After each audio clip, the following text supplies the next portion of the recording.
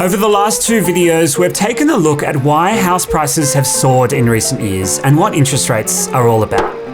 Down this way, we have negative gearing, a term often associated with investment properties, older Australians, elections, and tax. Let's break it down. So firstly, gearing. When you borrow money from the bank to buy an investment property, your property is geared. When we talk about negative gearing, we're talking about the situation where the cost of owning an investment property, your mortgage repayments, is more than the rent you're earning.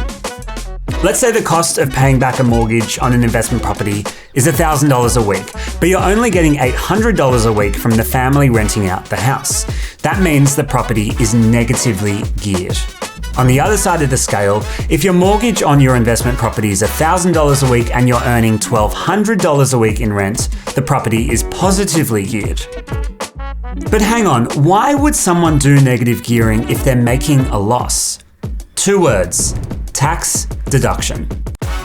Remember that $200 a week loss I mentioned? That loss is an investment strategy. The loss indicates to the Australian Taxation Office that the owner's taxable income is lower than their salary after deductions, as they're making a loss on their property investment. For example, say the owner is a 50-year-old and earns $100,000 a year from their job, but is losing $30,000 a year from owning the rental property. That loss is subtracted from the owner's salary, which affects the amount of tax they pay. Remember, tax is a percentage of one's income. In summary, someone who actively negatively gears expects to gain from tax benefits. But it's not just for a tax deduction. Buying an investment property is also a much-loved way to grow your wealth long-term.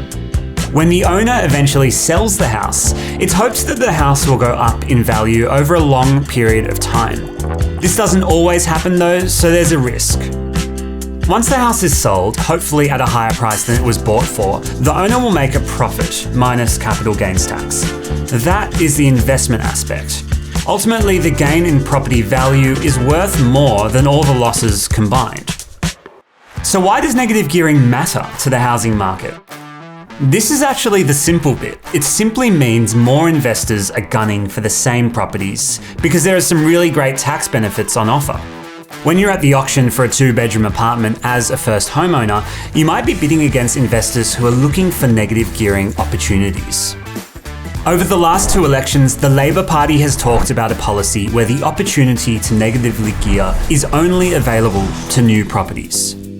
This would be designed to make the housing market more accessible to us, for young people, but many experts think this policy contributed to Labor's loss in the elections. It's a pretty hard plan to sell to older Australians.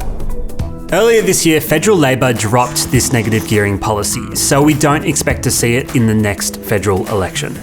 Coming up next, we chat to an expert about what can be done to fix the dire housing situations we're all facing.